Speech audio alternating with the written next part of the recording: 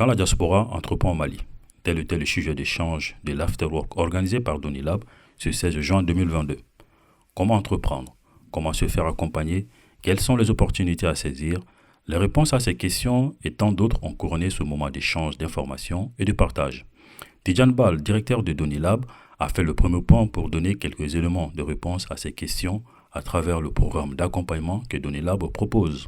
On va commencer tout de suite pour éviter d'être court et après, bien sûr, après les festivités, après tout ça, on pourra aller prendre un verre, un bon jus de bissap et des bonnes pastelles sénégalaises et maliennes offertes par un partenaire. Donc Donilab, nous sommes la première structure d'accompagnement à l'entrepreneuriat innovant au Mali. On existe depuis 2015. Donc notre mission est de créer et d'exécuter des programmes d'accompagnement destinés à soutenir des entreprises, qu'elles soient au stade de démarrage ou au stade de croissance. Donc nous avons une panoplie de services, parmi lesquels on a un programme d'accélération, à travers lesquels on aide les entreprises à définir une stratégie de croissance, à accéder au financement, mais aussi à accéder à des réseaux de partenaires et d'experts, de mentors. On a un pôle expertise qu'on a lancé il y a moins d'1 an, en fait, qui a pour objet le design des programmes et de projets sur mesure. On fait aussi des études de conseil pour différents partenaires et bailleurs au Mali et au-delà. On a un espace de coworking. Je vais plus présenter c'est quoi un espace de coworking. On a un Fab Lab qui fait notre valeur ajoutée au Mali, qui est un espace de prototypage, un laboratoire de robotique. Alors, Donilab, au plus près des populations locales, en plus de Bamako, nous avons décidé d'aller dans d'autres régions du Mali pour être plus proche de ces populations locales, mais aussi pour apporter plus d'opportunités aux zones décentralisées. Parce qu'on se rend compte que toutes les opportunités appartiennent aux jeunes de Bamako et il n'y a rien pratiquement pour ceux qui sont dans les régions. Le programme présenté par le directeur a suscité un grand engouement dans la salle. Un certain nombre de questions a été posé par les participants. Qu'est-ce que vous faites pour faire connaître le travail que vous faites et pour valoriser surtout les résultats? Parce que c'est important quand on fait un travail de cette envergure-là, de communiquer là-dessus, mais suffisamment bien pour que tout le monde puisse avoir accès aux données. Et voilà, ça aurait même pu répondre à beaucoup de questions posées ici si vous étiez vraiment connu. Maintenant, quelle est la stratégie de communication que vous comptez mettre en place pour pallier, pour moi, à ces déficits-là? Parce que pour moi, c'est un déficit, hein. C'est pas négatif, mais c'est juste quelque chose qu'on peut travailler, quoi. Alors, M. Diallo, je suis d'accord avec vous. En fait, je pense même au Mali, la com a toujours été notre souci. En fait, ça a toujours été les maillons faibles de Donilab, si je puisse le dire. Mais nous, on s'est dit qu'on va beaucoup travailler et peut-être laisser nos résultats communiquer pour nous. C'est-à-dire le coût, c'est comment là? On paye quelque chose avant de commencer ou comment est l'accompagnement? C'est pas un peu précis, c'est pas un peu précis. Mais c'est comme quand vous partez à la boutique, vous payez avant de consommer. Voilà, c'est la même chose. Il y a un prix à chaque accompagnement? Oui, non, il y a un coût en fait.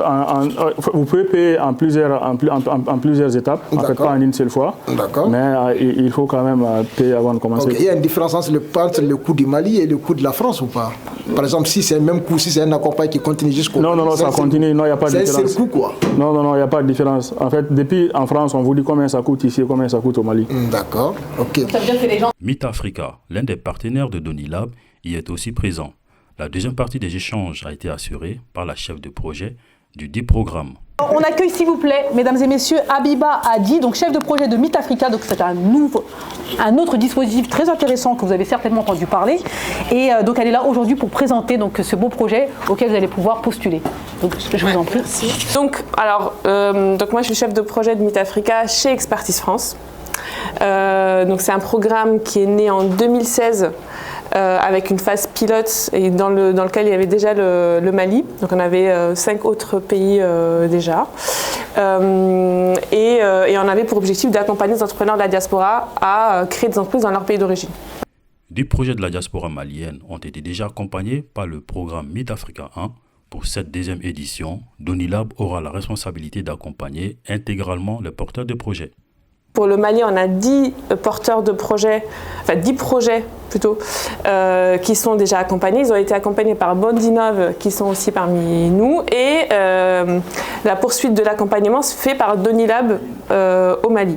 Et la deuxième cohorte va être totalement accompagnée par Donilab en France et au Mali. Donc tout ce que disait tout à l'heure Tidjane, c'est nous qui le prenons en charge. C'est un accompagnement qui a une valeur de 7 000 € par entrepreneur. Et dedans, vous avez de l'accompagnement collectif individuel, du coaching, de la mise en réseau, l'invitation à des événements que nous on va financer également, sponsoriser, et accès sur condition à un financement qui vous permettra de développer votre entreprise. Donc je disais merci pour la présentation. Donc j'ai une question par rapport au financement dont vous avez parlé. Est-ce que c'est de la subvention ou du prêt? Ok, c'est de la subvention. Ok. Par contre, ne venez pas si vous venez que pour le financement. Non, mais sérieusement, parce qu'on est aussi convaincu qu'en tant qu'entrepreneur, quand votre business model il est bon et que vous avez compris votre cible, les besoins de votre clientèle, le financement il va venir tout seul.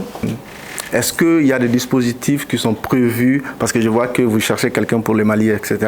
Est-ce qu'il y a des dispositifs qui sont prévus pour les plus anciens, on va dire? Merci, ravi de te retrouver. En fait, et alors, il n'a pas bien précisé parce qu'en fait, il est alumni de Meet Africa 1 en 2016. Et donc maintenant, c'est une boîte qui a une dizaine d'employés, je crois, qui s'est bien développée. Alors, pour les alumni, le financement est aussi, vous êtes aussi éligible au financement parce qu'on n'avait pas dans la première phase, donc ça c'est quelque chose qu'on va mettre en place.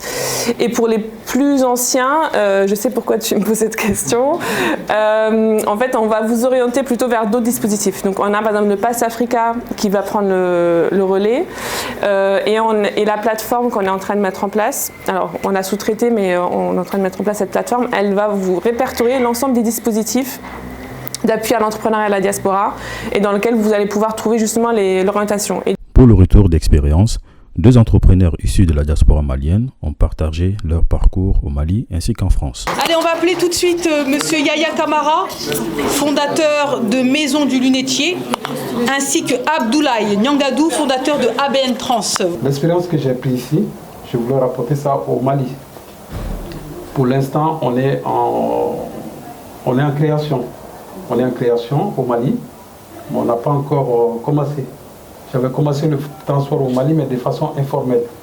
Donc aujourd'hui, on est en train de structurer tout ce qu'on a appris ici pour apporter ça au Mali.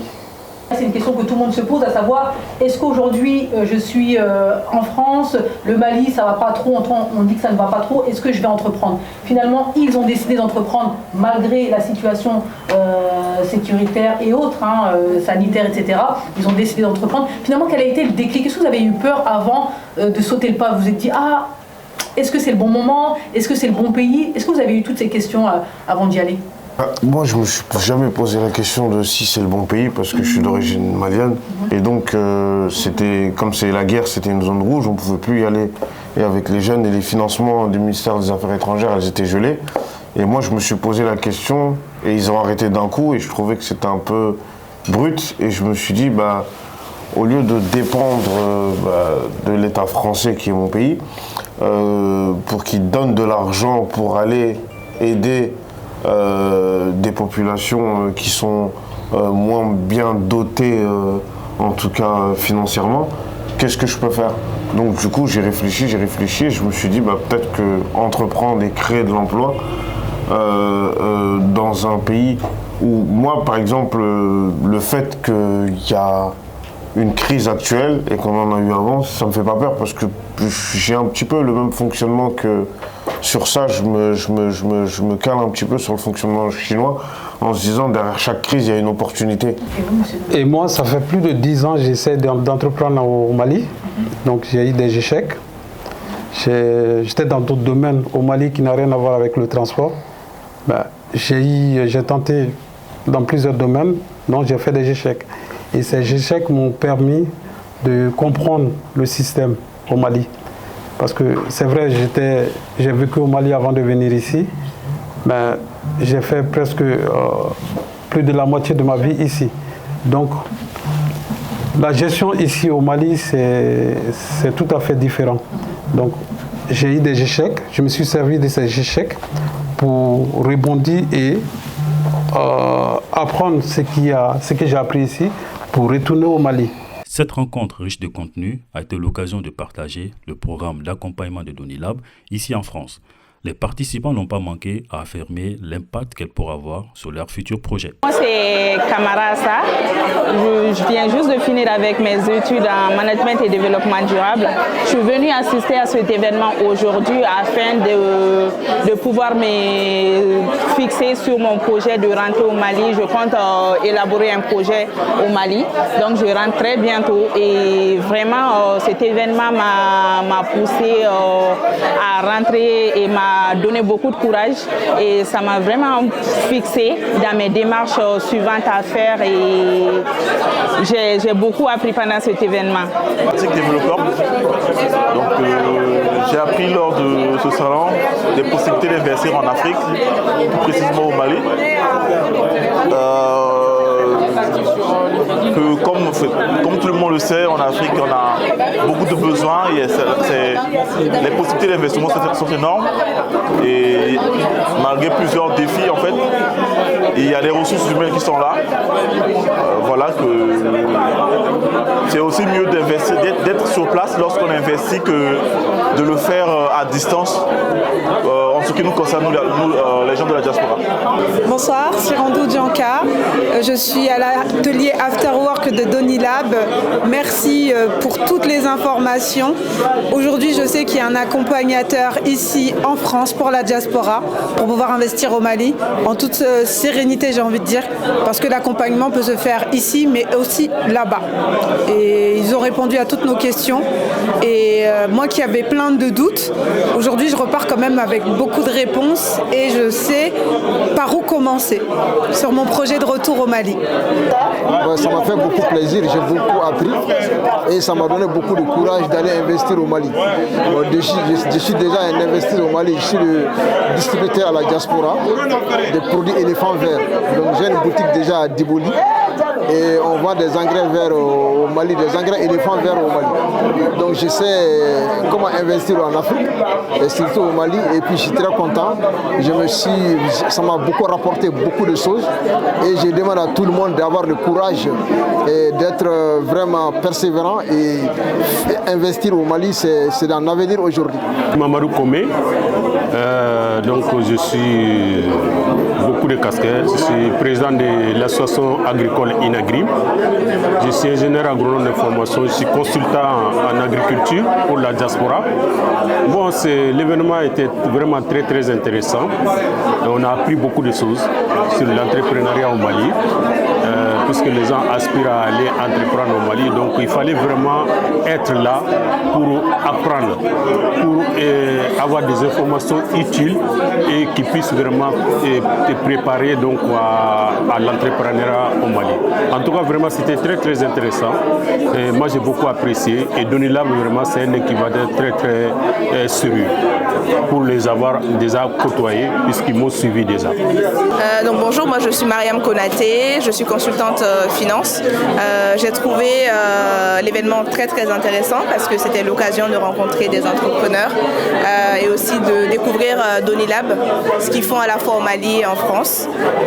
Également de découvrir d'autres opportunités et de rencontrer aussi du monde. Donc voilà, je suis très contente d'avoir participé à l'événement.